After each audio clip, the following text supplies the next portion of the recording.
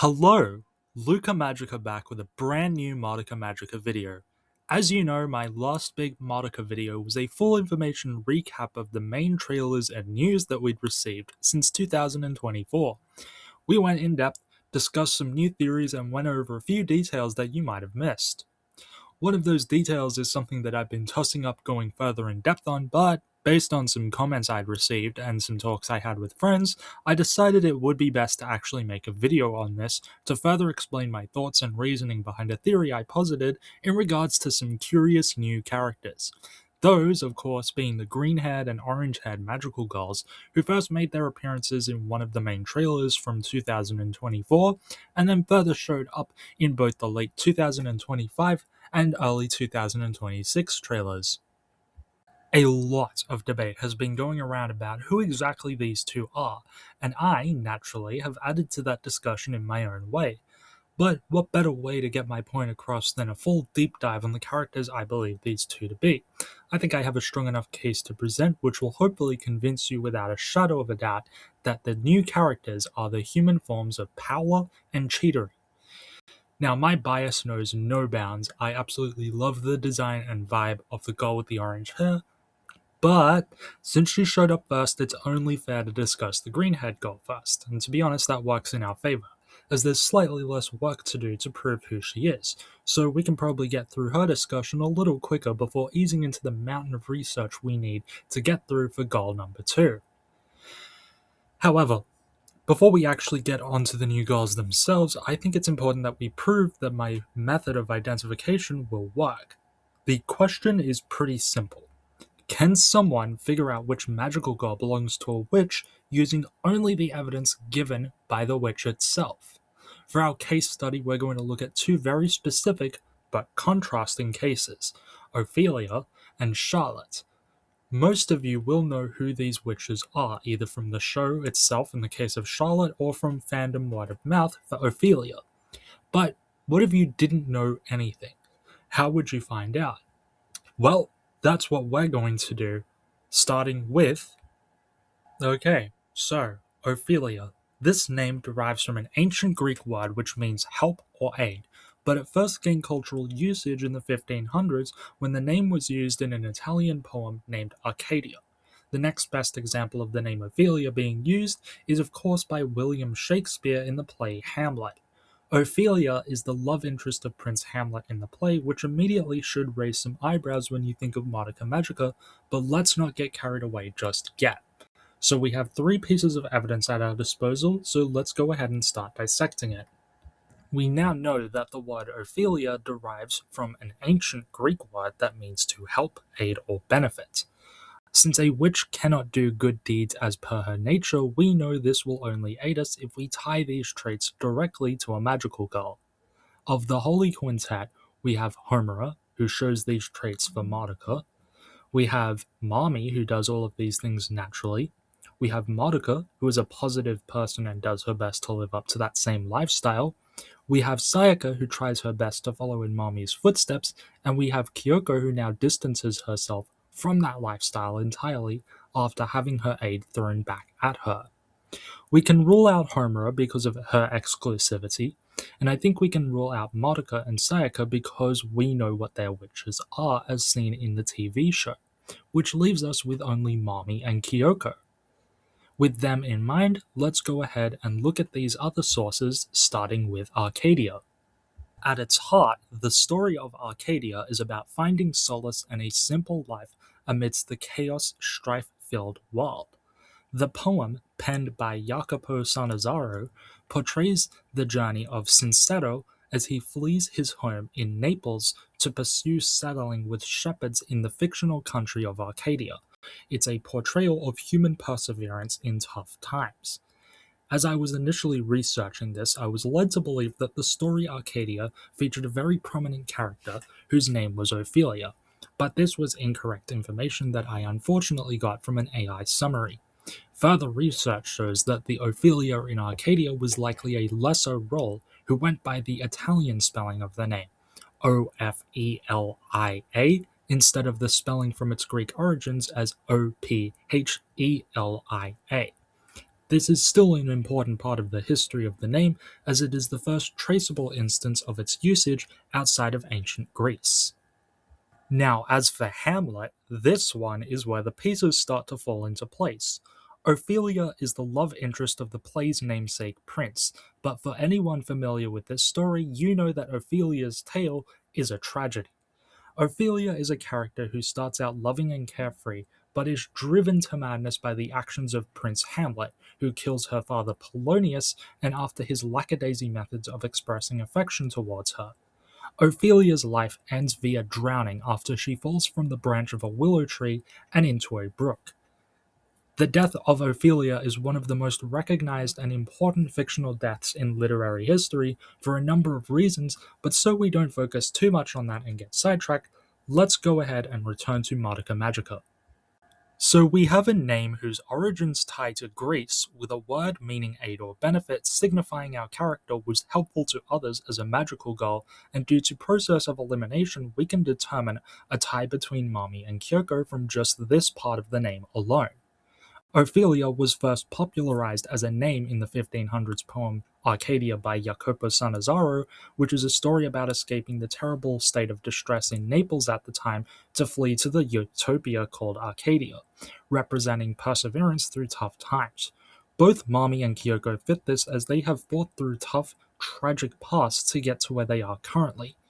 In Hamlet, Ophelia is the love interest of Prince Hamlet, who starts out as a peaceful and positive lady, but the death of her father drives her mad and results in her death by drowning.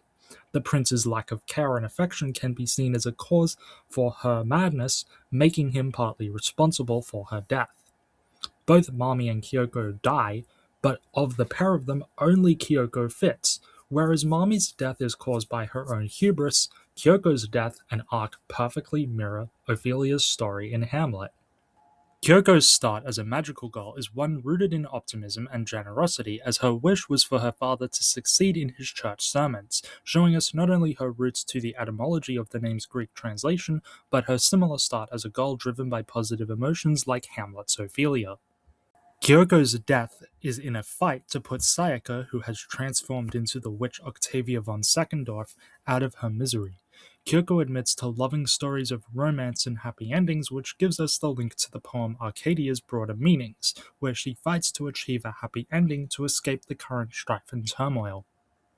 Sayaka's design can be compared to the image of a traditional prince, making Sayaka an allusion to Prince Hamlet within the context of Kyoko's story.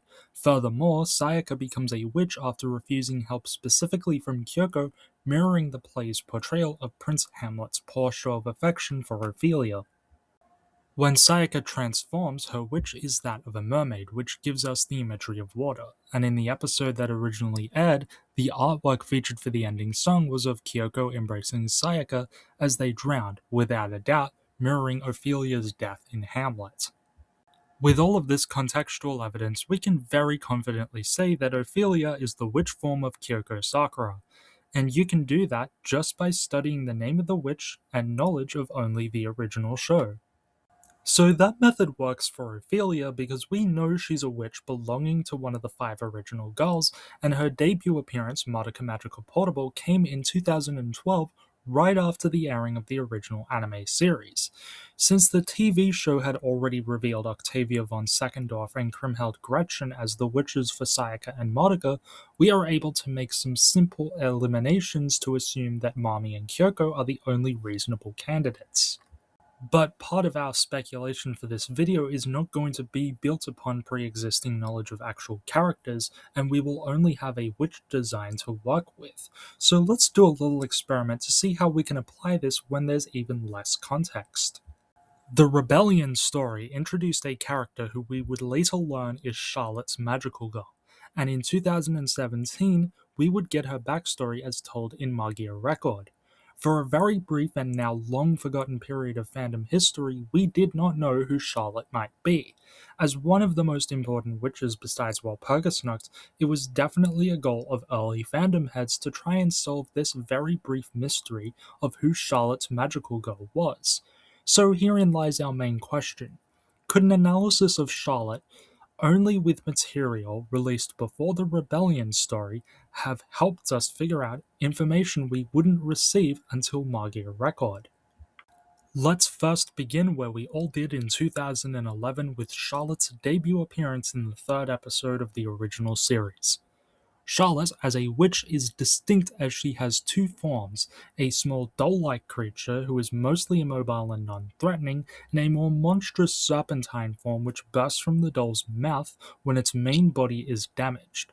When the serpentine form is damaged, Charlotte appears to be able to shed its skin and an exact replica will take its place. It's not impervious to all damage, but its serpentine form is incredibly durable and goes through several skins before Homer overwhelms it with continuous explosive attacks, ultimately slaying it. It appears to be incredibly gluttonous as it kills Mommy by eating her, first her head and then the rest of her body, and later repeatedly tries devouring Homer the same way, eating the surrounding terrain with no apparent issue. Next, we have the minions which inhabit her labyrinth. The first of these is called Pyotr. They are a small rodent-esque creature with thin legs and a face somewhat reminiscent of the doll form of Charlotte. They wear caps which might indicate a nurse's outfit due to the cross insignia that's on them. And next is Paulina, a slender feminine creature who explicitly wears attire that is similar to a nurse's outfit, including the same hat that the Pyotrs wear. The labyrinth forms when Charlotte's grief seed cracks in a wall outside of the hospital that Sayaka and Madoka go to in order to visit their classmate Kyosuke, and within the labyrinth itself is a backdrop of two specific themes: food and medicine. The food theme is obvious, as various sweets and pastries make up a majority of the labyrinth's environment. The medical imagery is less explicit immediately, but several instances of syringes and IV drips appear throughout the labyrinth, one of which includes a brief one-frame appearance of a caution sign, which has a child's drawing of the serpentine form of Charlotte with a syringe stuck in its head. Using all of these context clues as evidence, a logical assumption would be that Charlotte's magical girl is either a patient or a member of staff in the hospital. At this point, a patient is more likely and reasonable to assume due to Cube's targeting of younger girls and not adults. Unfortunately, we can't really explore a theory like this as if it was 2011 because we are biased and have hindsight to work with, which would influence how we research things. But I know someone who can. To help prove this point, I have enlisted the help of a person whose only exposure to the franchise is the manga adaptation and a brief memory of the original anime. I gave her the above list of details and told her to come up with a profile for Charlotte's magical girl based solely on that. So, Reiko, let's hear it. What's your take on Charlotte? Quitterie! Hi everyone, I'm Reiko Ayanami. Luca asked me to give my input on this whole Charlotte thing. As they mentioned, I haven't really done much with the Madoka series since high school, which was, dear God, going on 13 years ago. Yeah, I only watched a little bit of the anime back then, and I read the manga. That said, I am relatively familiar with the gist of the series, but I'm not nearly as hardcore with it as other people are.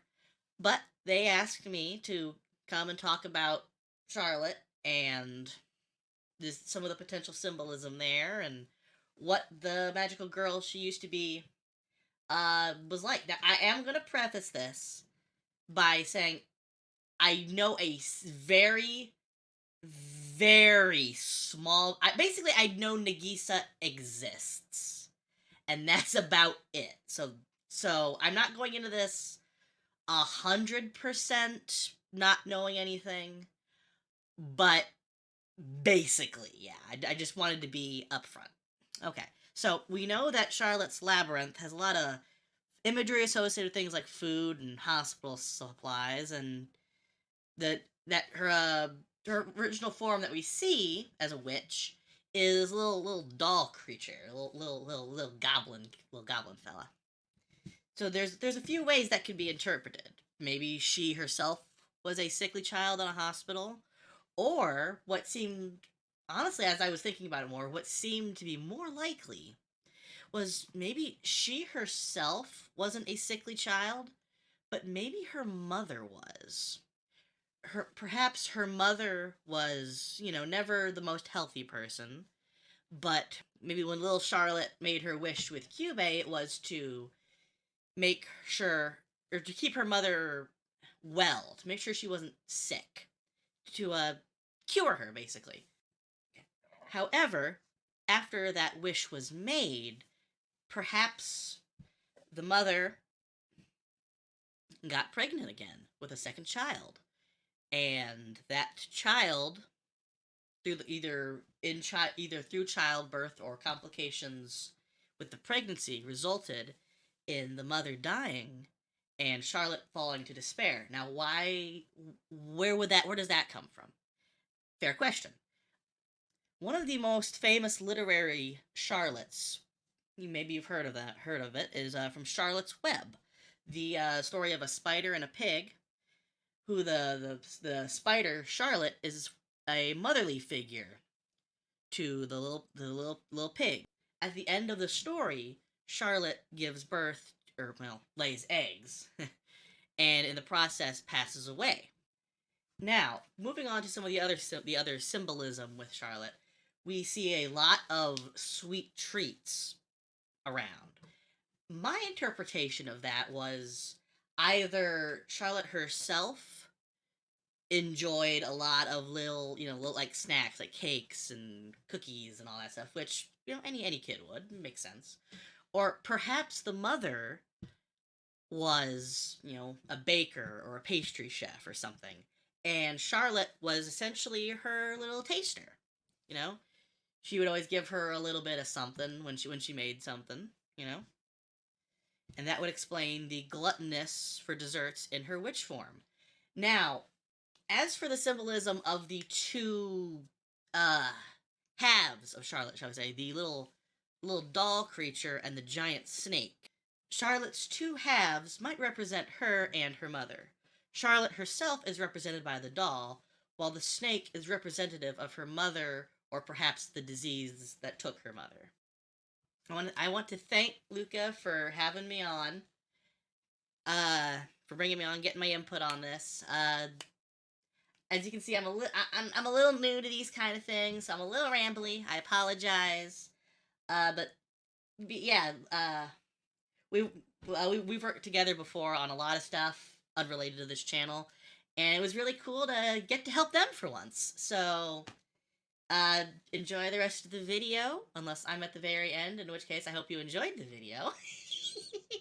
Y'all take care. Sayonara. Thanks for that, Reiko. Any links you want will be left in the description below. Now, ain't that interesting? Just from the imagery and name alone, even someone mostly blind to the rest of the series was able to piece together a few key details. Charlotte's case is pretty special, of course. I think a lot of us theorizers came into that investigation back in the day expecting something similar, but as luck would have it, our expectations were flipped in the actual story. Charlotte's magical girl, Nagisa Momoe, while she does have a dying mother and her wish is made in the hospital, the twist is that because she's too young to understand the gravity of the situation, her wish is wasted when she asks Cube for a delicious cheesecake. Personally, I think these examples do a good job of explaining the methodology of working backwards when it comes to witches and proves we actually can do a lot even with one or two pieces of starting evidence, and it's a testament to the skill of Akiyuki Shinbo, Gan Urobuchi, and the rest of the team that we can dissect the witches and find so many cool details. Now that we have the method explained, I think it's time we actually get into the meat and potatoes of what this video is, proving to you that those new girls are who I think they are. Let's kick things off with the green-haired girl. Her very first appearance led me to believe that she was Cheetery, and this was for a couple of reasons. First up was her hair, not just its color but the general shape and appearance as well. Initially, it reminded me visually of Cheetery's design as she has a tuft atop her head that looks very similar to this girl's hair. Additionally, there was a bag on the table with the girl that I speculated may contain sewing supplies as Cheetery is the Needle Witch. Lastly, I believed that she was Cheetery simply because the only other popular candidate, being Gertrude, failed to hold up under scrutiny. If I'd have spent a bit more time digging back in 2024 instead of relying on confirmation bias, I probably could have more accurately discerned who the girl actually was. A good variety of visual evidence tells us who she is from the get go, even in her original reveal. But to give some credit to past me, Drama CD4 had gone under my radar for quite some time, so figuring out that she was Paula from this small bit of info at the time probably was not going to happen unless I took more time to make the video. But it has taught me to actually take that time to consider everything before I go ahead and post now, which is why this video and my last theory video took some extra time coming out. I still want to apologize for the lack of better effort put into that initial video. I hope my new work ethic reflects in this video in particular. Okay, now let's go ahead and actually point out everything we know about this girl. She has green hair and red-rimmed glasses. She first appeared visually as a line art sketch in the concept movie trailer. She presides in some domains surrounded by a large cage which holds a pond or lake inside of it, and on the water's surface are lily pads and flowers, while leafless trees grow up from below the water. In the center of the area is a round table where the girl is seated, and on top of that is her bag, which has a pattern of what could be lotus flowers, as well as a glass teacup and a golden spoon. Inside of the teacup is a miniature of the very same table that the teacup is placed upon. In a later trailer from 2025, the girl is shown in a temple-like area situated atop a body of water, which has a statue in the middle of it. Clinging to the temple walls are large spider-like creatures that have ring-shaped translucent bodies. The girl is riding atop one of them in her magical girl form. Her magical girl form, while hard to perfectly make out, has a fur collar and a rather stiff-looking bell-shaped dress. It is mostly green with accents of gold and brown. On her arms and potentially across her chest are strips of some kind which might be ribbons. What is most likely her weapon is a staff or scepter that has a bulbous fixture on top of it that is reminiscent of her dress, and she comes into contact with Madoka at some point and is considered one of the magical girls that Homura doesn't know. There's quite a bit to unpack here, so let's start working with our findings. First are the spider-like monsters. Personally, I think that this alone proves that it is Paola's magical girl we're looking at, as these monsters are incredibly similar to Bona, the minions of Paola. Bona are described as looking and acting akin to a pond skater but with bodies that resemble inflatable pool rings. Investigating these monsters for even a short amount of time and you can see how well that description fits. However, you might argue that the monsters here look too different from what Bona's traditional design depicts. Which is fair, it does have a few differences, so let's break those down now. The ring portion of Bona's body comes in a variety of colors. There are 5 main ones seen on the witch's profile. The monsters seen in the trailer have a uniform color palette that they all share. On top of that, the legs of Bona were always depicted as yellow, whereas the monsters in the trailer have black legs. The monsters also lack the array of flag-like fixtures seen on Bona's body. So far, those are 3 main differences that we can point out. And now, to be fair, let's see how many similarities there are. Both creatures share the same general body shape and have something like a piece of cloth or other material in the middle of the initial ring that borders it with a wavy cut. Both creatures have a set of 6 spindly legs that give them their insectoid appearance. Both creatures preside atop bodies of water and potentially thrive in that environment. And both creatures can be used for transportation. The magical girl sits atop one of the creatures in the trailer, and Paula the witch sits atop a minion in her labyrinth. I strongly believe that these monsters must be Bona, but with just a few visual tweaks akin to other character design shifts that we know are in this movie. If this is Bona and those monsters are surrounding the mystery girl, then there's no reason to doubt that this girl is the human form of Paula. Okay, we can very safely guess that this girl is going to transform into Paula, but what about her story? Can we use our stress-tested method on this new girl with the assumption she becomes Paula to determine what her role will be? Well, what are we waiting for? Let's try it out. Paula has origins tracing to the Latin name Polus. Polis was a masculine name and its feminine form is Paula, which became Paula in Italy and primarily Spanish-speaking countries. Paula specifically is actually a relatively obscure name, but some sources suggest it becoming more popular in recent times because it evokes the imagery of grace and overall formal sensibility, but please note that that's merely subjective and not proof of anything. Etymology doesn't give us a lot to work with in this one, but the name's origin, Polis, means small or humble. Small fits well with what we know about Paola the Witch, as she is incredibly small, smaller than her own minions.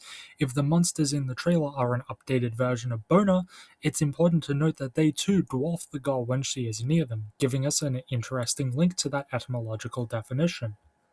But what about humble?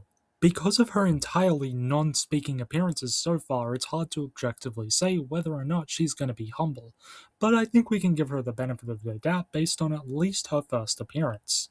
Humble generally means to be modest and not arrogant, and in her first trailer appearance, this girl is seen with a generally positive expression and shows off her soul gem ring. She doesn't appear particularly boastful about anything here, but one appearance is not enough to give us anything to judge. Her next appearance shows her in her magical girl form atop one of the monsters that we've been discussing. Here she adopts a neutral stance but seems antagonistic towards Madoka and is positioned high above her. This seems to potentially go against the idea of being humble because you would expect her to remain level with Madoka. The only other relevant showing is her in her school uniform looking off to the side, maybe because she is embarrassed or concerned about something. Like I said, it's next to impossible to determine based only on her visual appearances, but personally, I do think we can expect a level of reservation from the girl, and she will be humble, either as a part of her backstory or it will be a part of a character arc for her through the movie. Moving on to the name's cultural and historical references, there have been quite a few notable people throughout time that have been named Paula, so let's break them down now and see what we can learn. Note that for the sake of brevity, I will only go over what is necessary, but sources for all the information will be available either on upload or shortly after if you want to learn more about these people. Saint Paola Elisabetta Cerioli was a Roman Catholic of Italian heritage who was the founder of the Institute of Sisters of the Holy Family and the Family of Bergamo congregation. Plagued with a frail body and an undisclosed heart condition, Saint Paola Elisabetta was known for her charity work, particularly with children in poor families, which she would do so despite her history of loneliness. Her marriage at 19 was arranged, and she tried for a child 4 times. The first 3 children passed due to premature birth, and the fourth, Carlo, only lived to be 16. She is said to have begun practicing religion after the passing of her husband and son, finding solace in God during her time of mourning. She used to go by Costanza Cerioli, but took the name Paola Elisabetta after beginning to practice religion. The institute she founded was dedicated to helping children and assisting new families, while she also used her own home to house and care for orphans. To say she was a kind person would be underselling it based on the recount of her life and work. She passed away in 1865 at the age of 49. The next relevant historical Paula is Blessed Paula Gambara Costa, a Roman Catholic also of Italian heritage whose generosity led to personal family struggles and a conflict of interest between her and her parents, and later her and her husband. Blessed Paula was insistent on becoming a nun even in her youth, but was convinced by her parents to dedicate herself to marriage, and so became the wife of a nobleman named Lodovico Antonio Costa. Her charity work towards the ill and homeless drew ire from her husband, who was born into nobility and lived a lavish life. Her only son, Giovanni Francesco, was born in 1488 and was named after Francis of Assisi, and his birth inspired Blessed Paola to convince her husband to celebrate by distributing food en masse to the poor community of their area. At this time, her husband denounced her charity and ridiculed her in front of his staff at their home for her faith, later acquiring a mistress to stay with him even while Blessed Paula was still living there. After their son had moved to pursue education in 1495, Ludovico began to mellow out on his lavish ways and extreme behavior, and at the turn of the century he repented for his words against his wife, approving of her beliefs and consenting to her wearing her habit in public. In either 1504 or 1506, Blessed Paula tended to her husband after he suddenly turned ill, and while he did recover and converted to the faith, the man passed away that same year during a pilgrimage to a nearby church. An extreme and painful fever tragically took Blessed Paula's life in 1515. She is celebrated for her enduring devotion to her husband and unwavering faith and belief. She was beatified in 1845 from Pope Gregory XVI. The last historical figure we'll go over is Saint Maria Crocifissa di Rosa. Now, you may see the name and raise an eyebrow, but a quick look at the saint's history, and we learn that she was born as Paola Francesca di Rosa, later changing her name. Saint Di Rosa was known for her remarkable charity and care for women in the 1800s, which started as a practice encouraged by her father, for whom she worked at his spinning mill. At the age of 19, Saint Di Rosa became the manager for the mill and was responsible for the spiritual and material needs of the female staff working there. When she learned of her father's plan to arrange her marriage, Saint Di Rosa confessed to a priest named Faustino Pinzoni that she held great disappointment in her father for doing this. This confession led to the priest telling this to her father, and the push for her marriage is believed to have stopped around the mid 1800s when it became clear Saint Di Rosa was more interested in the charitable work of religion. In the 1830s, a cholera epidemic tore through her hometown of Brescia, which further inspired St. De Rosa to continue her social work, tending to the ill at hospital and even opening a home for the deaf and blind during this time. In 1840, she would start what would later become her congregation, the Ancelle della Carita, whose main mission is to care for the sick and elderly and is still active to this day with communities in Italy, Rwanda, and Croatia. Saint De Rosa would sadly pass away in 1855, with her sainthood canonized by Pope Pius XII in 1954, nearly a full century after her passing. There were not many relevant instances of the name Paula showing up in literary works as far as I was able to find with my research, and a lot of unfortunate dead ends thanks to AI. That said, I have something I do wish to bring up in reference to this section, which I will explore fairly in depth, but I must include a note and be very transparent. This might not count in our favor of identifying the magical girl's traits and role because the name of the character I will be discussing is Paolo and not Paola. But after mulling it over, I have decided to include this after cross-referencing future parts of my theory with what I'm going to discuss here, and concluding that this character will be relevant enough to discuss. If you don't believe we should include it, I totally understand, and that's why this disclaimer is here. But without further ado, let's discuss. Inferno is a legendary piece of written work by Italian writer Dante Alighieri. Most of you will already know the basics of Inferno. It is an allegorical piece depicting a fictionalized version of Dante himself traveling with a poet named Virgil through the 9 rings of hell to confront and reject sin to reach God. We will be focusing on the portion of the story that covers the second circle of hell, representative of the sin of lust. Our point of interest is a man named Paolo Malatesta, a fictionalized version of a real person who Dante may have known in his youth and whose story he wrote as an homage to a historical recounting he was given by somebody who actually knew Malatesta. The story of Paolo Malatesta is one defined by scandal and tragedy, but to understand it, we need to mention the other name relevant to this tale, Francesca da Rimini. She was an Italian noblewoman who married into the Malatesta family. Specifically, she was the wife of Paolo's brother, Giovanni.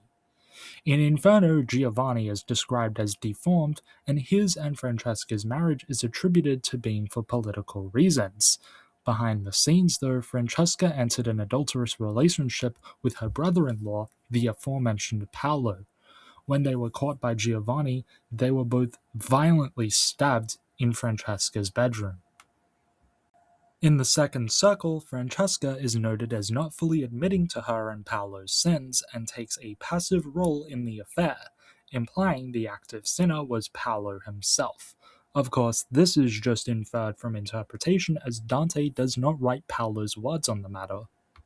There is, however, an English poet named John Keats who wrote a sonnet titled On a Dream, in which he depicts an interpretation of the sorrowful point of view of Paolo, and the excerpt reads as, "But to that second circle of sad hell, wherein the gust, the whirlwind, and the floor of rain and hailstones, lovers need not tell their sorrows. Pale were the lips I saw, pale were the lips I kissed, and fair the form I floated with about that melancholy storm." Okay, we've got all the context we need out of Inferno, so let's not keep going from here or we'll be at this all day. Let's go ahead and move on because we're going to talk about Paula's minion up next. The etymology of the name Bona is fairly simple. It derives from the Latin word bonus and means good. It is typically associated with being a virtuous or noble name. In the Judeo-Anglo-Norman language context, it is also said to have signified bravery, specifically in women, and in Polish context, it is associated with Queen Bona Sforza, who was known for her kindness. Like with Ophelia earlier, we need to take notice of this as only being relevant to the magical girl and not the witch, for the simple reason that most witches cannot do good inherently. The most relevant example of a historical figure with the name is Santa Bona of Pisa, an Augustinian nun who lived in the 12th century Italy. At just 3 years old, her father left home, making life difficult for her and her mother. At the age of 10, she declared herself an Augustinian nun. Santa Bona is historically recognized as the patron saint of travelers who embarked on several pilgrimages starting at a young age, the first of which was to visit her father, a crusader in Jerusalem, making the trip from her native home of Pisa. Despite hardships including imprisonment by Muslim pirates, she never wavered on these pilgrimages, successfully traveling by way of many dangerous routes multiple times in her life. She passed away in 1207 in her home church in San Martino. Pope John the 23rd named her patron saint of Italian tour guides, and flight attendants in 1962. Okay, we spent a lot of time compiling some information, so let's see what we can deduce and more importantly, what we can determine to put together a profile for this girl. We must first assume that this girl in the trailers will become the witch known as Paula, so let's recap our proof and add anything relevant. Paula debuted in the fourth entry in a series of spin-off drama CDs as a main but non-threatening antagonist that the Holy Quintet defeated by working together. Paula's labyrinth is described as an endless expanse of ocean, which is ironic as the witch herself cannot swim and requires the use of her minions, Bona, to help her navigate it. The girl in the trailer has been seen in two main environments, the caged area and the temple area. Both places have a substantial body of water inside them unique to those two areas, and in the second of those, the temple, creatures that are highly reminiscent of the pond skater-like minions Bona are seen surrounding the girl. She is also sitting atop one of them. Paula resembles the early stage of a frog's life cycle when the tadpole begins to form limbs. The girl in the trailer has lily pads surrounding her, imagery typically linked with frogs in other media. Paula's name suggests that this girl is defined by her humility and potential sensibility. She does look to be more mature, akin to Mami or Yachio's appearance, leading credence to this idea. If she is a more mature character, this is pretty ironic given the nature of her witch and its small appearance. Design-wise, she can also be assumed to be more mature because of her glasses. Homura is a character who used glasses, but while hers were used to denote what is considered a weakness by Homura, the other notable character with glasses we can look at is Miss Saotome, the teacher at Mitakihara Middle School. As a teacher, she is most certainly meant to be seen as mature and sensible. I would guess that this girl is a class representative of some kind. Paola's minions, Bona, are inflatable pool rings with insectoid-like legs giving them the appearance of pond skater bugs. They are the witch's primary source of transportation in her water-based labyrinth. Why the witch has a labyrinth she herself cannot navigate is seemingly hard to answer, but let's take a look at some details. Their namesake, Santa Bona of Pisa, is the patron saint of travelers who was once captured by pirates on the Mediterranean Sea. The minions also attack by firing beach balls that flip whatever they hit upside down, which is their primary way of dispatching enemies, as this causes anyone who wanders into the barrier to drown in most cases. Using Charlotte as an example, her labyrinth reflects the exact nature of her wish. She wished for a cheesecake inside of a hospital where her dying mother was a patient at, and it is seen by way of excessive cake imagery but subtle hospital imagery. We can infer that this means other labyrinths likely follow this same logic, and a quick look at another example yields a very good result. Octavia's labyrinth is a concert stage reflecting Sayakamiki's wish for Kyosuke's arm to be healed specifically so he could perform violin again. Paola's labyrinth being filled with water despite her inability to swim must be telling us something specific about what her wish was. I think it's highly likely to assume that it was to save someone from drowning. If Paola's witch cannot swim, we must assume the same for the girl who turns into her too. Paola not being able to swim mixed with her labyrinth's nature means we have reason to assume her wish revolved around something in water that she couldn't do or aid in due to an inability to swim. Perhaps she herself was drowning and wished to make it back out of whatever body of water she was in. Maybe someone else was drowning and she wished for a way to save them. The point is, the imagery and nature of her labyrinth tells us someone was going to drown and she stepped in to stop it via a wish. Paula's namesake is very likely one of the many patron saints mentioned in the history breakdown, and this is something I think we can assume due to the high likelihood of her wish involving saving someone from drowning, which would align with the perceived image of a saint. I doubt we can accurately guess which one it was who served as her namesake, and in fact, it might not even be that she was inspired by any particular saint, but rather the name was chosen because of its commonality among saints throughout history. I am leaning towards this idea more. The name tells us that in her human form, Paula was a charitable person whose wish was to save someone's life, akin to the image of a saint from our own history. Now, what I am going to very boldly claim is that Dante's Inferno will serve as a main inspiration for the character's role in the film, and the proof of this is found by looking at the names. Along with Paola, the names Giovanni and Francesco were relevant to one of the aforementioned saints, Blessed Paola Gambara Costa, whose son was named Giovanni Francesco. Saint Maria Crucifissa di Rosa was born as Paola Francesca di Rosa, giving us a more direct link as well. Dante's Inferno features all three of these names in the same part of the story, which I don't believe we should just brush off as mere coincidence. The masculine form of Paola is the name of one of the two sinners, while the feminine form of Francesco is the name of the second sinner who inhabited the second circle of hell, and Giovanni is the name of the brother of Francesca. I am not saying that these people and the story are literally linked in real life, of course, but it's highly plausible to assume that during research for making these characters, the designers and writers would have seen this overlap too. Naturally, we can rule out lust as a driving factor for her story, so betrayal is the likely key takeaway to look at if Dante's Inferno is the main inspiration. In the story, we can look at the adulterous love between Paolo and Francesca as a betrayal of Francesca's marriage, which it was. Francesca and Paolo both die after being stabbed. Paola's role could involve betrayal of some kind. If she is an antagonist of the Holy Quintet at first, her betrayal could be towards her cohorts, or it could be the other way around and she betrays the Holy Quintet. Alternatively, being betrayed could be what triggers her fall to despair. Entirely coincidental is that Blessed Paola Gambara Costa's husband was unfaithful to her, like how Francesca was unfaithful to her husband in Inferno, another overlap that might have been considered. The one example of her possibly being antagonistic comes by way of her interactions with Madoka.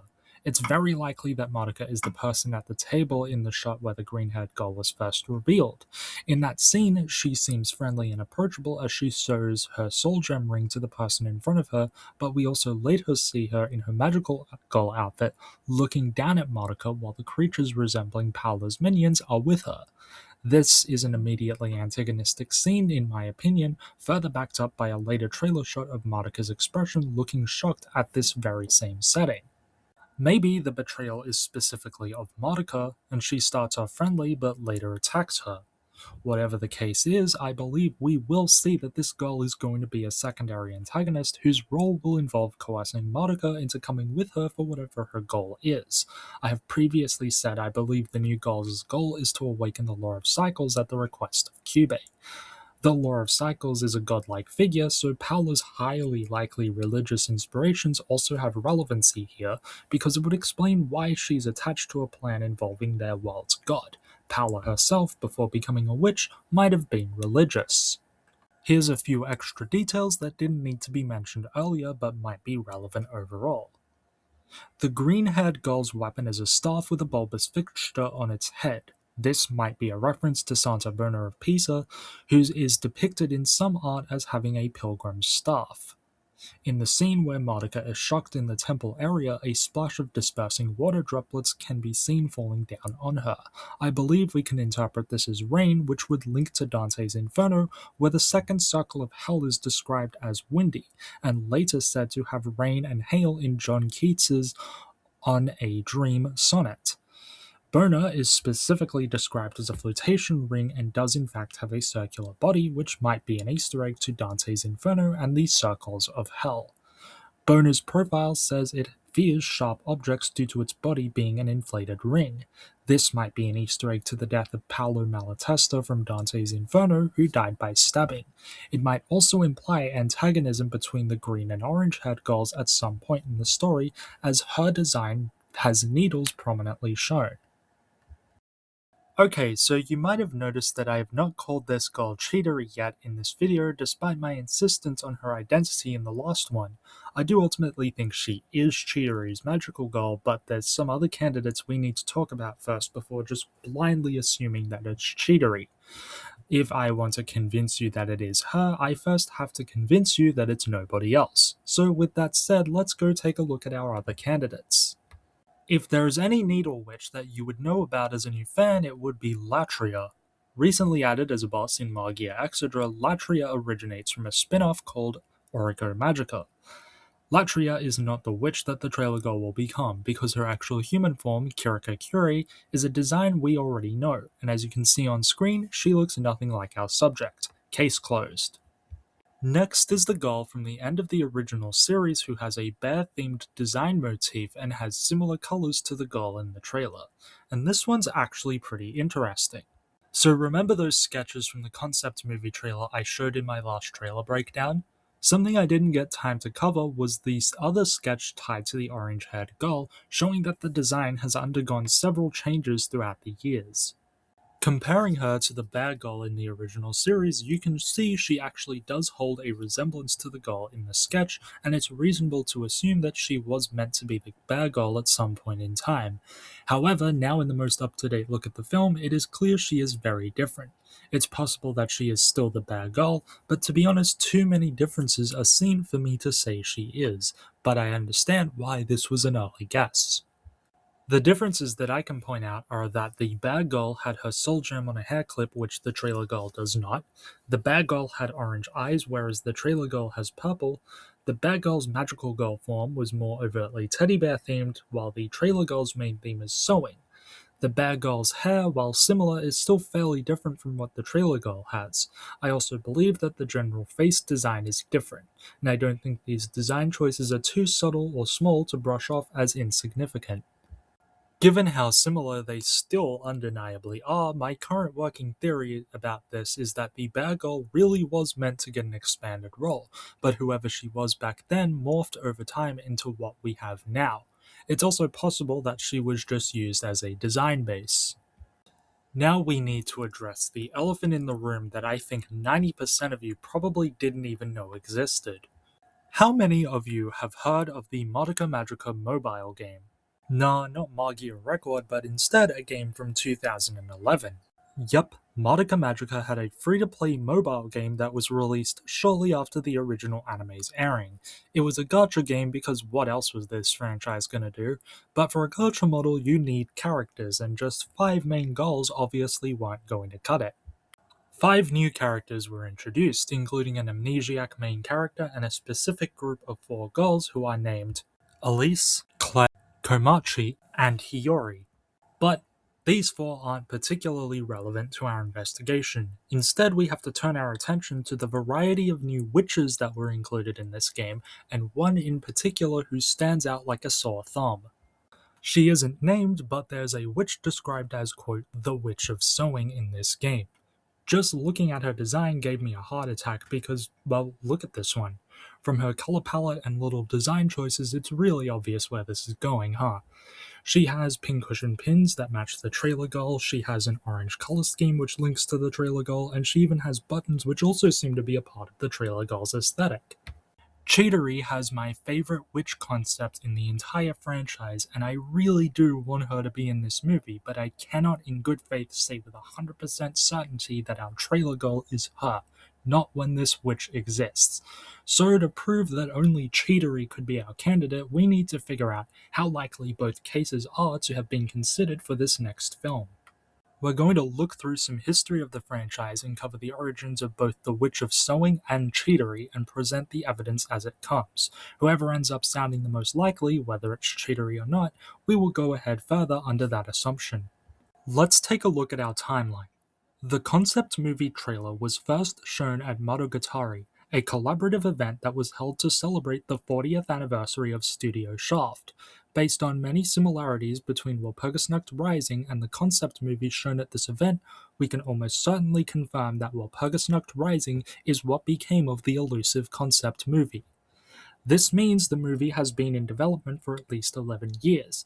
Based on some theories, it was likely a development project that was partially worked on and then subsequently put on hold until sometime within the last 5 years.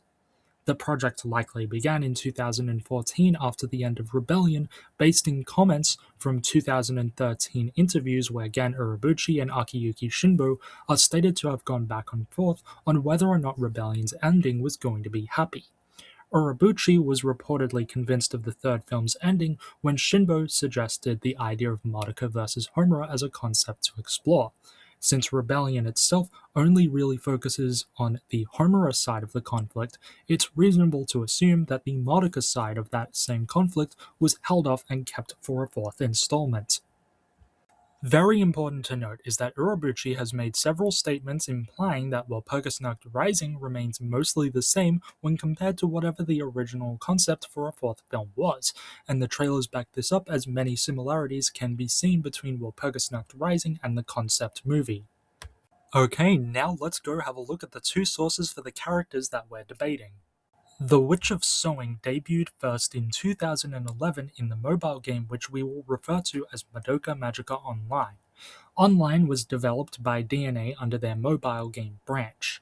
It is hard to find production history about this game, but it doesn't seem like it was developed in-house.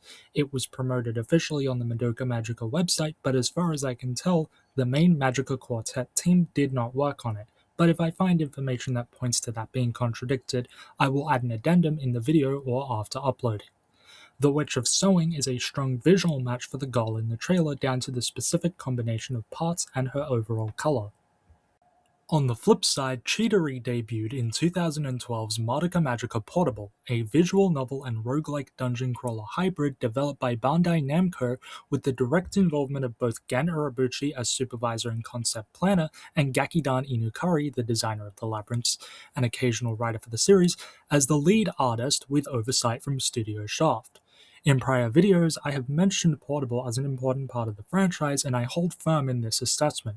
Portable introduced witches for Homura, Mami, and Kyoko, with Homura's being the main antagonist of the Rebellion story, as well as serving as an extension of the original show's concept for Homura and her endless loop of failed attempts to reach a happy ending for Madoka. I have some friends and viewers who doubt the relevance of Portable, and while I do respect those opinions and can understand why they'd even assume that, I have to affirm this stance. To new fandom heads, I understand why you'd be confused when I say that this game's a big deal. Portable was conceptualized as a project during either the production or airing of episode 2 of the original anime, so off the bat it already shows how much the team wanted to expand the world right from the start. It featured full voice acting from the original cast and hints towards stories we'd later see like Rebellion and the Different Story manga. I will continue to argue its position as the most important piece of side content for the franchise outside of only Magia Exedra due to that game's reintroduction of the franchise, and Magia Record if we're being generous. Portable wasn't just some random side thing thrown together, it was a collaboration with the original team to further expand the original show's premise and teasing future content like Homelily and Rebellion. The Witch of Sewing, in my humble opinion, only has her design going for it as a contender for the trailer girl's identity, while Cheetery has an entire existing profile history and comes from a project that Shaft has already taken from multiple times, and more importantly, a project that had the direct involvement of Gan Urobuchi. If there was ever going to be a piece of spin-off content that was used, it would more than likely be the one that had the Butcher's mark directly on it. So then why does the girl in the trailer have so many similarities specific to the Witch of Sewing? Well, consider this as a question. How many different things can you use to make up a design for a character based on sewing? In my opinion, a typical design for this character concept would need fabric of some kind, needles, a pincushion and pins, some kind of stuffed toy to show that they can sew, maybe scissors for cutting fabric, thread, spools, maybe a spindle depending on the time period. The point is, there's only so much variety that you can get out of a character whose whole concept is sewing. But don't just take my word for it. Here's some friends I asked at random too. Sure, it's not a large sample size, but you can still see some overlap.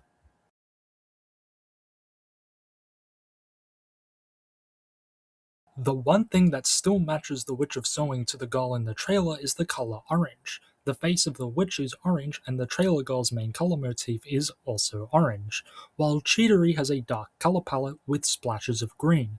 Most witches follow the same color palette as their magical girl forms, so it should be a dead end when looking at Cheetery. But there are a few notable exceptions to this rule. Number 1 is Kriemhild Gretchen.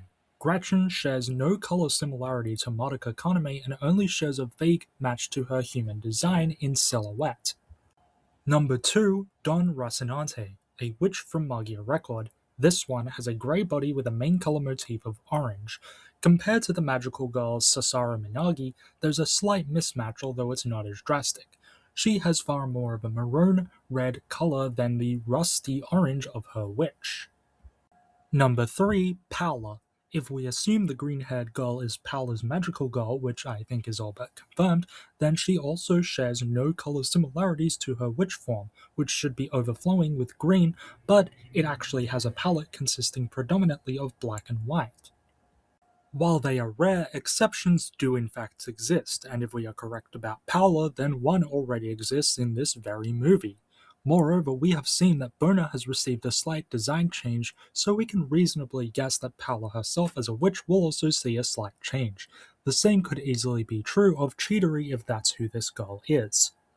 I personally believe that Cheetery is not out of the running just because of some design discrepancies. The only other reasonable candidate would be the Witch of Sewing, but there's no genuine reason outside of her design to assume she would be picked over Cheetery if the girl in the trailer has a pre-existing witch. And if they already have Paola in this movie, why would the orange-haired girl be someone new instead of a legacy pick? If this girl isn't Cheetery, then I will fully admit defeat. But for the time being, I'm going to continue to assume that Cheetery is the answer, and I hope my reasoning makes sense to you, the viewer, as well. I know that was a long lead-in, but it's gonna be worth it. With so many potential loose ends and not enough obvious evidence, we have our work cut out for us if we want to make the case for Cheetery as convincing as possible. We still have some more proof to go over, but let's instead pivot to the fun part, because our next way of proving her identity requires some historical context. Of every name we could possibly break down, Cheetery is the hardest one I've had to research because of how obscure its origins actually are. It is believed to have roots dating back to an ancient Greek name, Quitterie, which means woman of Kythria, which suggests a link to the mythological figure Aphrodite. It might have had a link to the Latin word quietus, which of course means quiet or calm. From what I can determine to be 2007, a link between the name Quitterie and a Phoenician name for the goddess Astarte, Quitteria, was found, attaching the definition of the red one to its name. By looking at this, Quitteria has a link to war or warriors, as its roots also imply a link to the Hebrew word kata, which might link to a common warrior term of split from top to bottom. In short, Cheetery, now associated with the name Quitteria, is believed to have been linked to Aphrodite, Astarte, and the general concept of war thanks to Astarte's Phoenician title linking it to the word Qatar. It might mean either the red one or quiet depending on its specific origins. In my research, only one historically relevant name appears that links to the name Cheetery, a saint and martyr from the 5th century named Quitteria. Since there's only one major link, unlike Paula's very layered history, we will spend a lot of time breaking down Saint Quitteria's story, as it is almost certainly the figure which inspired the name. Historically, all we can certainly confirm about Saint Quitteria is her name and that she was a follower of the Christian religion. We know she was born in the 5th century and was likely killed by decapitation. The rest of her incredibly fascinating story comes from two different accounts about how her life went, which we will go over now.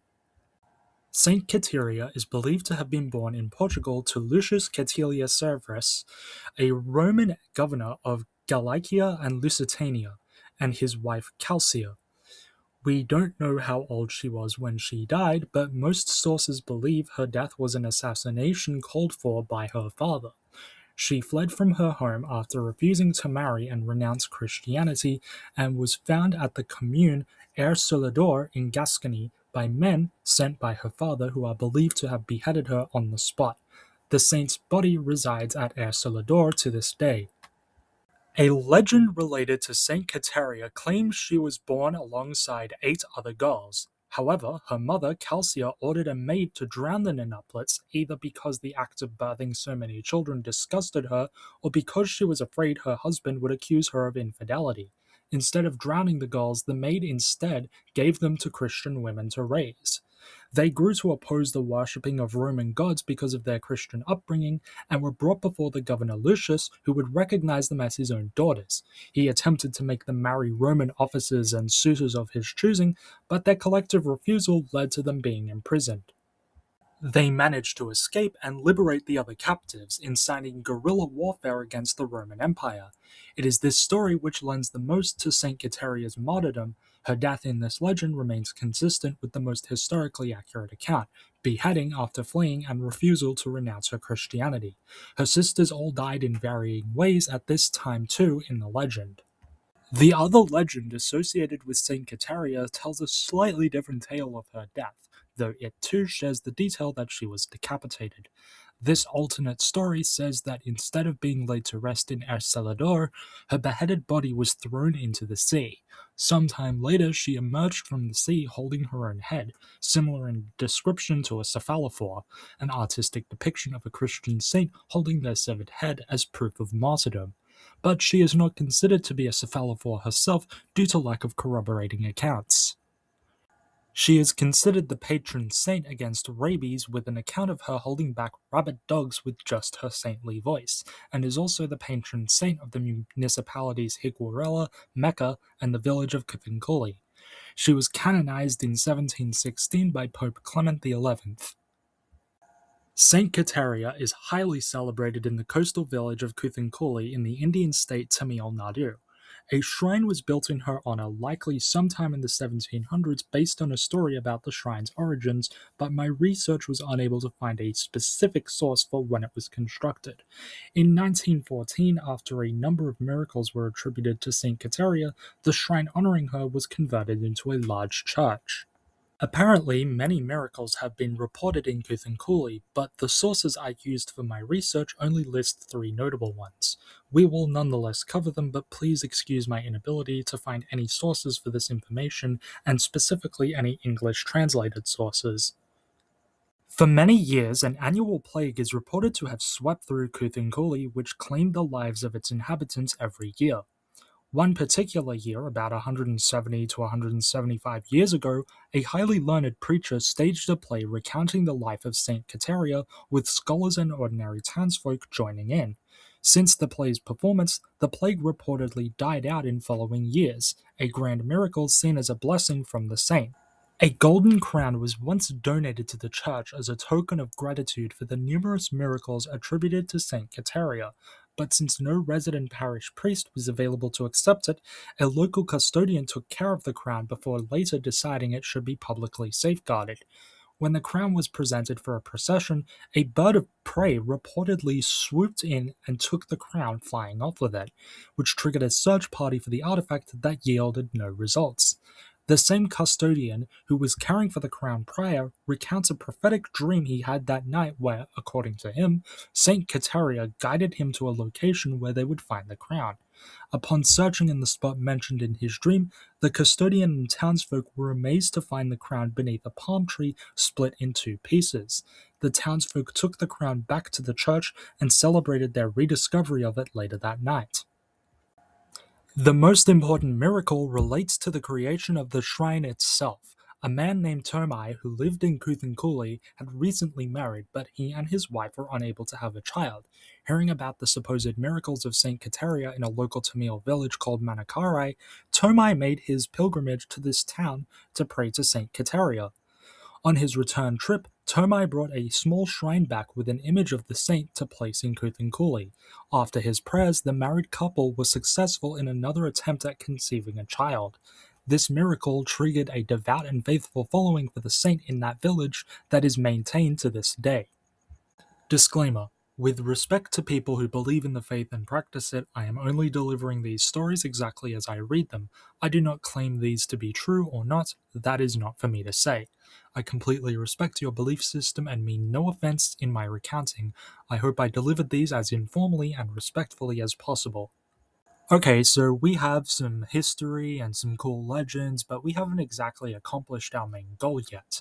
We don't seem to have obvious explicit evidence that the trailer goal is in fact cheatery like we do for Paola, and since my job is to convince you that she is, I suppose that my next step is to find all of the evidence I can to prove it, or fail trying. In any case, let's give this a shot. So obviously, Cheetery and the trailer girl share a motif associated with sewing. Cheetery has sewing needles that make up her entire body, while we can see that the trailer girl has sewing needles and pincushion pins all over her magical girl outfit, which itself is designed to resemble a pincushion. The witch's disguise and her familiars are also hand-stitched, likely by Cheetery herself.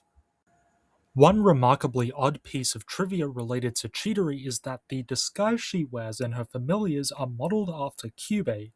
The only other character, relevant to this movie at least, who had a link even remotely close to Cube in a similar way was Madoka, and that was only by way of manipulation, with Cube forcing Madoka into situations where she would need to make a contract with it.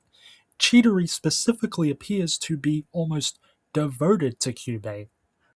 In the trailer where this girl first appeared, a shot of her shows Cube hanging out on her shoulder, implying some kind of link between the two. That alone doesn't tell us much, but in the main poster for the movie, we can see both new girls side by side, and in the orange girl's hands, we can see her cradling Cube. I already speculate Cube does have a link to these girls because of some kind of contract that it's made with them for its new plan, but the fact that the orange-haired girl specifically has been seen with Cube twice now is really interesting to me, and it must be important enough of a detail because of the depiction of them on the main poster for this film. Saint Quitterie is most famous for her martyrdom and specifically her beheading. The witch references this in her death animation in Portable, where she falls back and the head of her disguise falls off to reveal her true form briefly. But can we link decapitation to the goal in the trailer? As a matter of fact, I think we can. Mami Tomoe famously dies by decapitation after having her head eaten by the witch Charlotte. In the Rebellion story, in a scene before the fight between Homura and Mami, a specific shot appears to make an allusion to cephalophore imagery with Mami, showing her holding a teacup which reflects her face in the liquid, effectively holding her head in her hands. In the concept movie trailer, Mommy's beheading is referenced once again when a statue that resembles her loses its head. Now, that's not necessarily related to Cheetery, but it does show that Shaft was still referencing it in at least the concept movie too, which may be important if most of that concept remains unchanged. Now, let's go take a note of who the trailer girl seems to be the most associated with, besides Cube. She is first seen playing with Nagisa in a ball pit, and Nagisa is of course the human form of Charlotte, Mommy's killer. Before we continue, please remember that we know for a fact that the girl in the trailer still has some kind of remnant of her possible origins as the episode 12 Bear Girl. She has a teddy bear design on her weapon. While sewing is her predominant theme, this teddy bear imagery is still subtly present.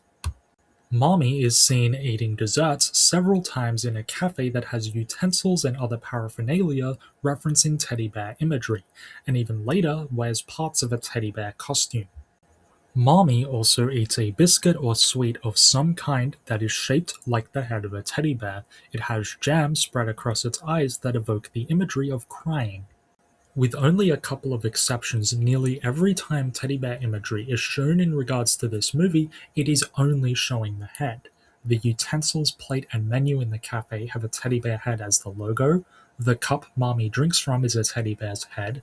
The biscuit that Mommy bites is a teddy bear's head, and even the girl's weapon displays a teddy bear's head, but not its body. Furthermore, the weapon seems to depict something wrapped around what would be the neck of the teddy bear, further showing more direct beheading imagery. If my analysis of that is correct, then the girl in the trailer is effectively holding a severed head of a teddy bear, and since the teddy bear theme is only relevant to her, it means she's essentially a cephalophore like one of Saint Quitteria's legends depicts. The trailer girl is not only introduced alongside the character responsible for a beheading, but Mommy, the character who was beheaded, is inside a domain with motifs directly relating to the girl in the trailer, and bites down on a teddy bear head biscuit almost as if she is beheading the teddy bear or the girl associated with them. For her to have this many links in the trailers to Mommy, Nagisa, and beheading or headlessness in general, while also considering Saint Kateria's martyrdom, I think we have a solid case to reasonably assume that there must be a deliberate connection. There's one other piece of evidence that I have recently considered for this investigation, and in my opinion, it is the smoking gun that proves Cheetery was, at the very least, in consideration for this movie. On screen right now is a photo from the Monogatari event that celebrated the 4th anniversary of the studio and gave us the first look at the concept movie. On this board are a number of pieces of art related to Rebellion and the concept movie. Zooming in on this image, and you can find 3 separate instances of the Witch's Kiss design for Cheetery being displayed. But, as if you needed even more proof, literal concept art for Cheetery is also seen on this board.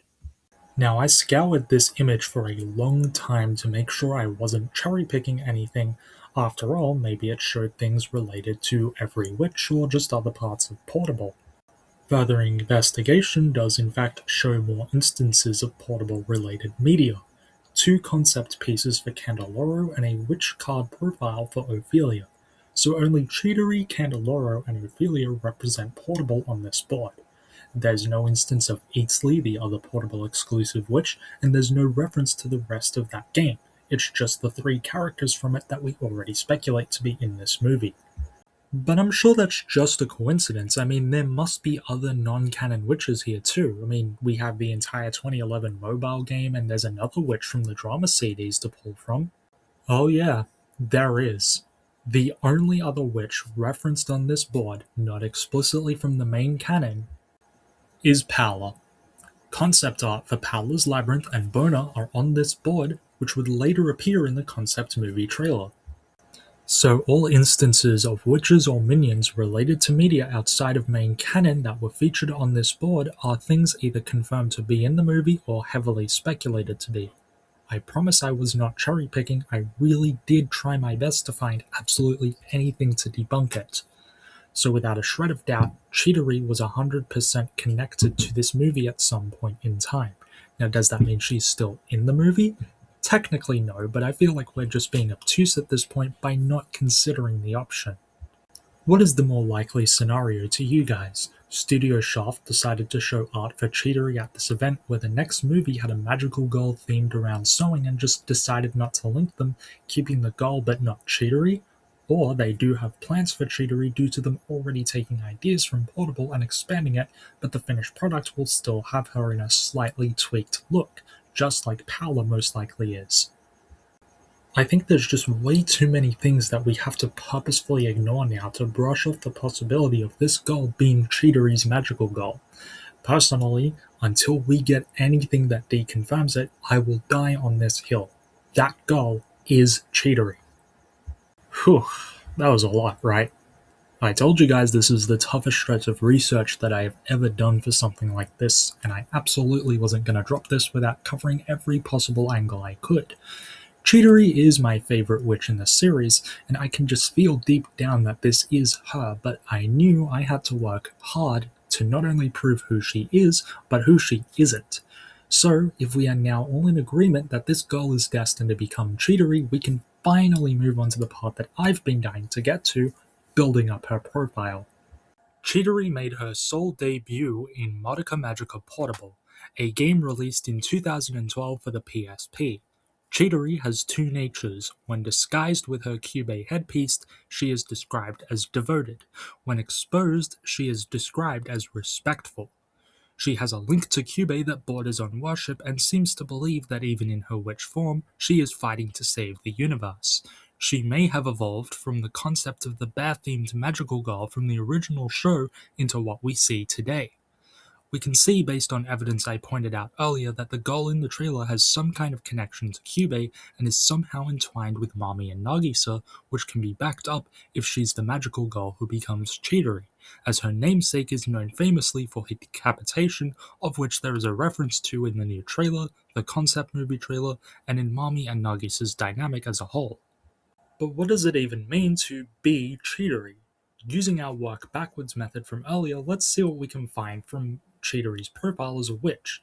So her biography card reads that she is, quote, the remains of a magical girl who gave up everything to save the universe. What does that even mean, though? I mean, Madoka's wish rewrote the universe. Technically, she also gave up everything to save it, right? So is Cheetery meant to be the same as Madoka, or possibly Kriemhild Gretchen? Maybe, but we might be overreaching on this idea. It's abundantly clear to me that Cheetery's magical goal was heavily manipulated by Kyubey, and I think this points to her having been a young child around Nagisa's age when she actually made her contract. And this is where I need to bring up something that might only be something that I'm personally seeing, but I feel it could be relevant. In the first trailer she appeared in, I honestly felt that this girl was a lot younger than she appears to be, given that she was introduced with Nagisa. It's also why I never pictured her being a contender for Cheetery, although I also didn't do nearly enough research at the time. I think it was a pretty deliberate decision to make her introduction seemingly out of place for who she might be, but why? Well, what if, when she takes on her magical girl form, she actually ages temporarily? Now hear me out, it is plausible that such a wish could have been made. If we look at the original series, Madoka poses a question to Kyubey. She asks if she can just wish to be a magical girl. Kyubey brushes it off, but it doesn't say no, and it might be because a wish like that has been granted before.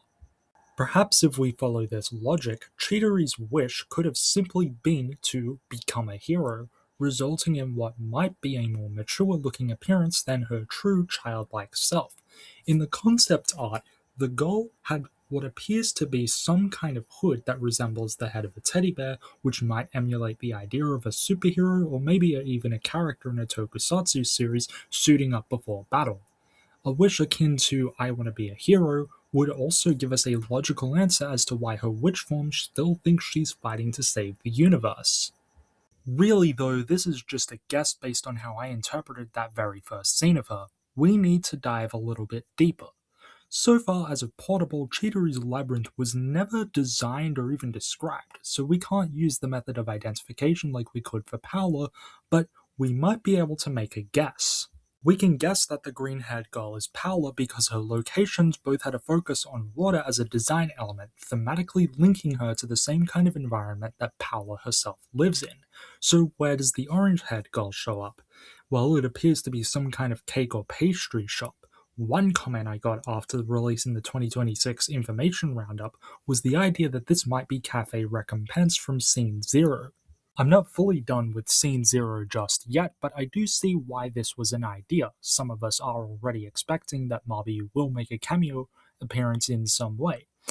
On the menus of the cafe in Walpurgisnacht Rising, you can see that the initial R is written very clearly, but I do not think this is a reference to Cafe Recompense. The actual logo is written differently than the cursive R seen here. Not saying it couldn't have changed, I just don't think it's solid enough proof. So then, what is the R a reference to? Well, what if it's the initial of this girl's human name?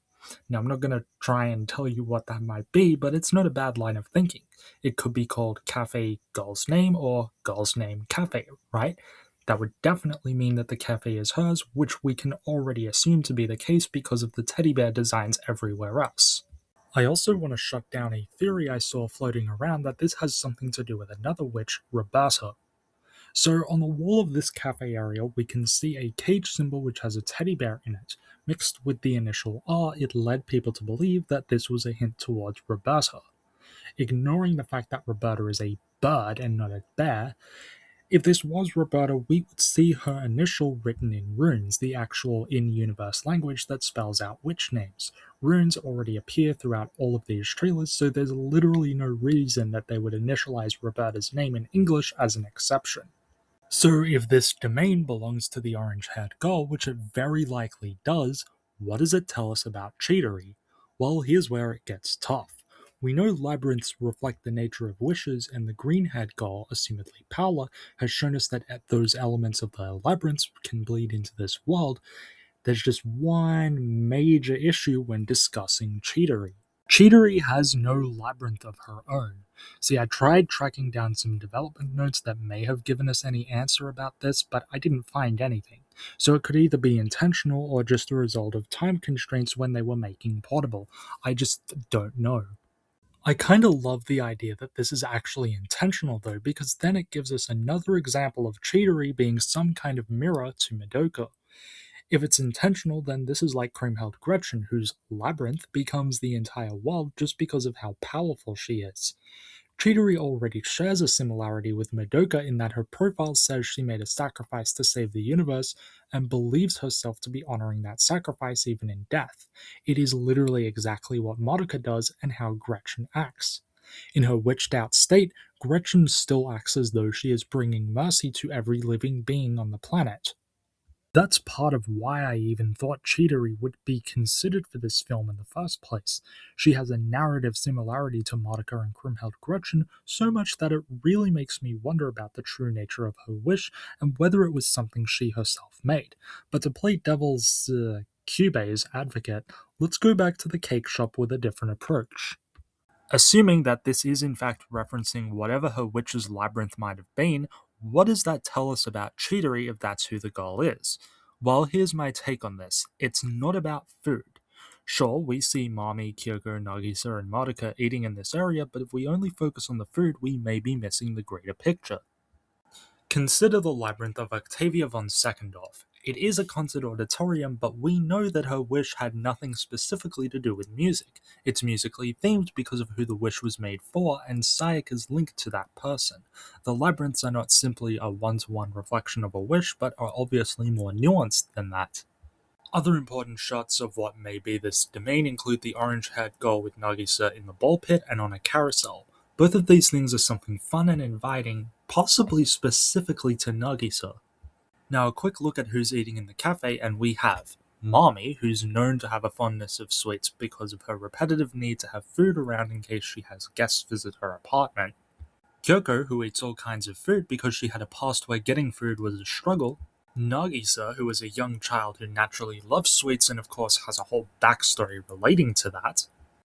And then Madoka, who has a connection to this type of food because of Mami, but admittedly has no strong food ties herself. The closest she gets is being the melon in the Rebellion Stories Cake Song musical. Mami and Kyoko are at least getting something that seems to matter or is tailored specifically to them, which is food. Maybe this girl's domain actually adapts to suit the needs of whoever is inside. A ball pit for a hyperactive child, a tea party for a composed individual, junk food for a hungry teen, etc. We can determine that this place is absolutely meant to be luring in people in some way. Homura and Sayaka, as of the most recent trailers, have not shown up in this setting, however. Cheetery is inherently a two-faced character, literally and figuratively. She has two natures depending on whether her cube disguise is on or not, and that is definitely a reflection of the girl she once was. This cafe area may be the same. The cafe could be like the girl, inviting and friendly on the outside, but a dangerous trap on the inside. Cheetery's nature in her true form is respectful, as seen on her profile.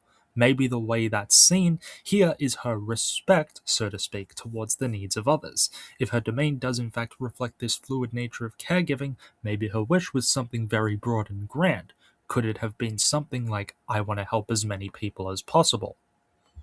That said, this idea doesn't quite sit right with me off the top of my head, so I want to go back to the idea of her being a deliberate narrative mirror of Madoka and see what else we can pull from that.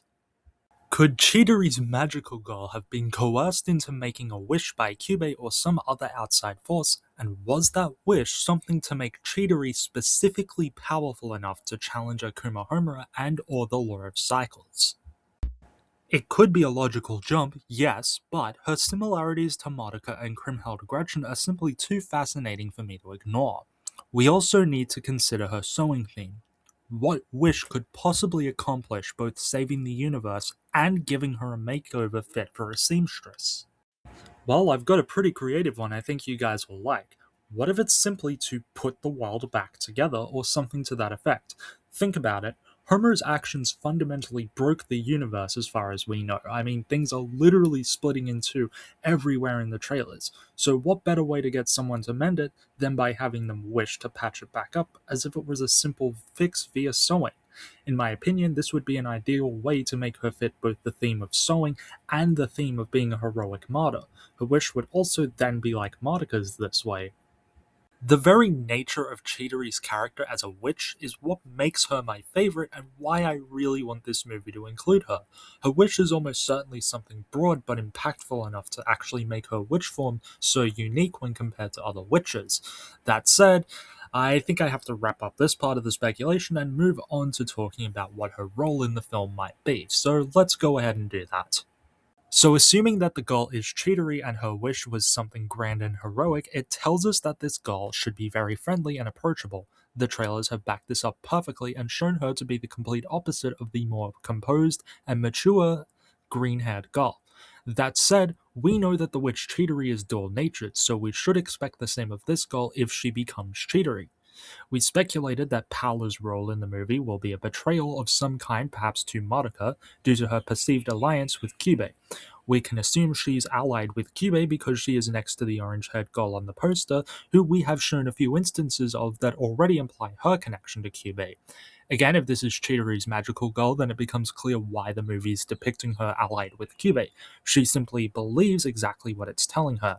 If we assume her wish was akin to I want to help as many people as I can, or I want to be a hero, or something like that, then Kyubey can pretty easily manipulate her into doing something that it can frame as necessary to accomplish that, as it would be in her nature to do so.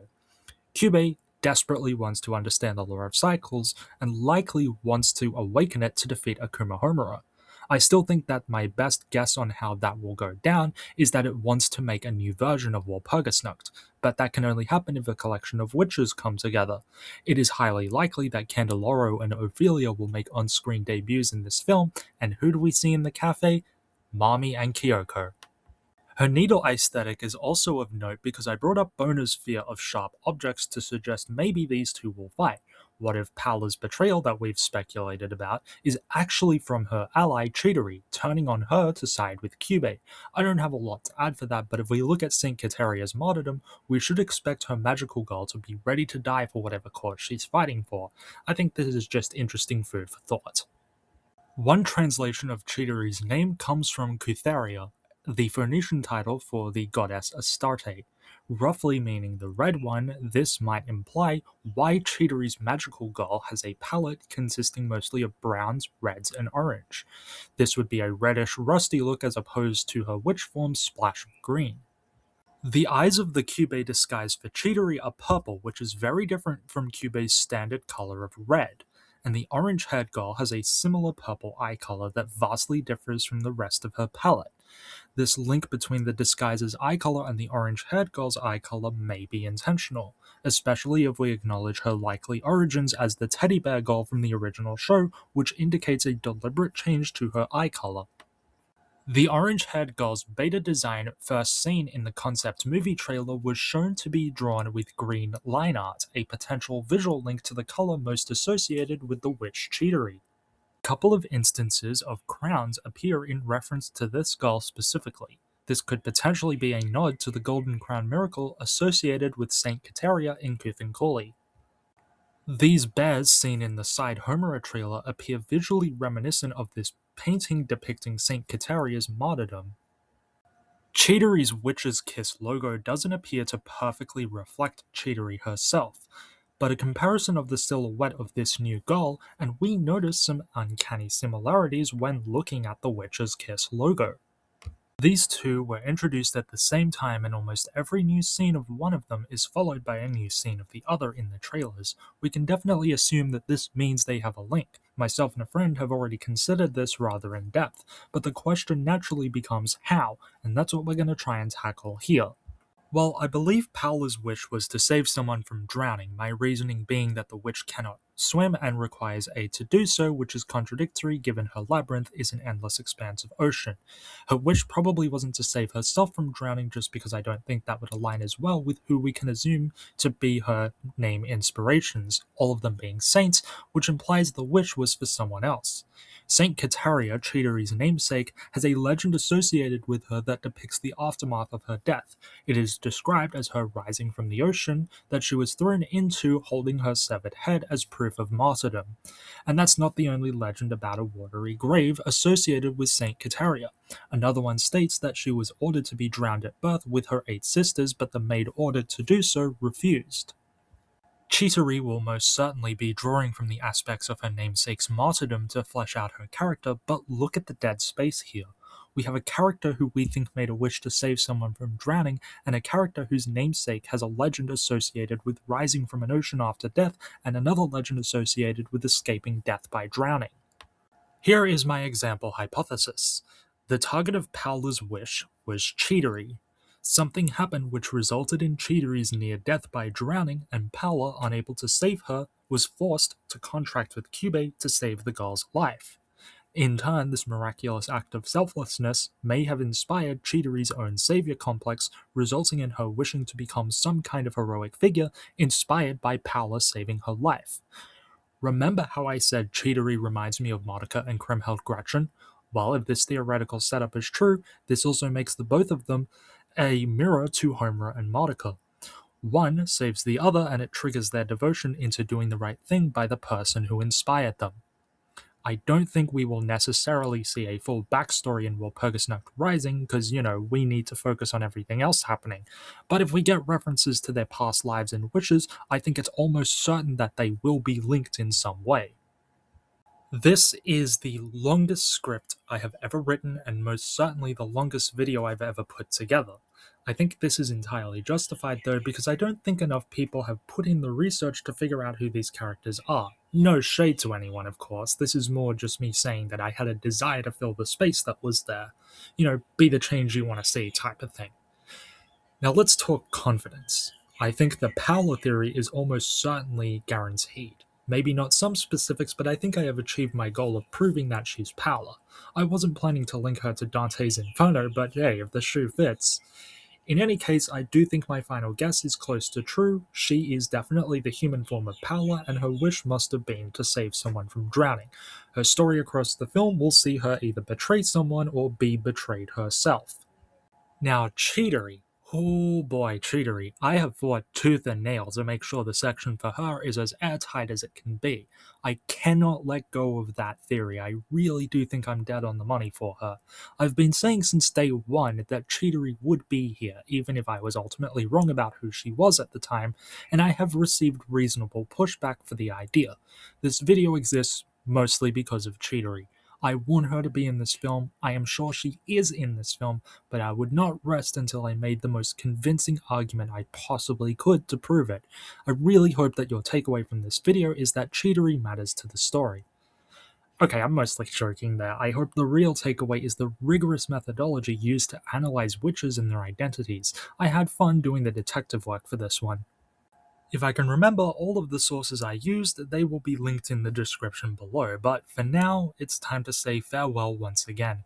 Thank you so much for watching this monster of a video. Let's hope that that new release date is revealed soon. I'm gonna go take a century-long nap, maybe the film will be out by then.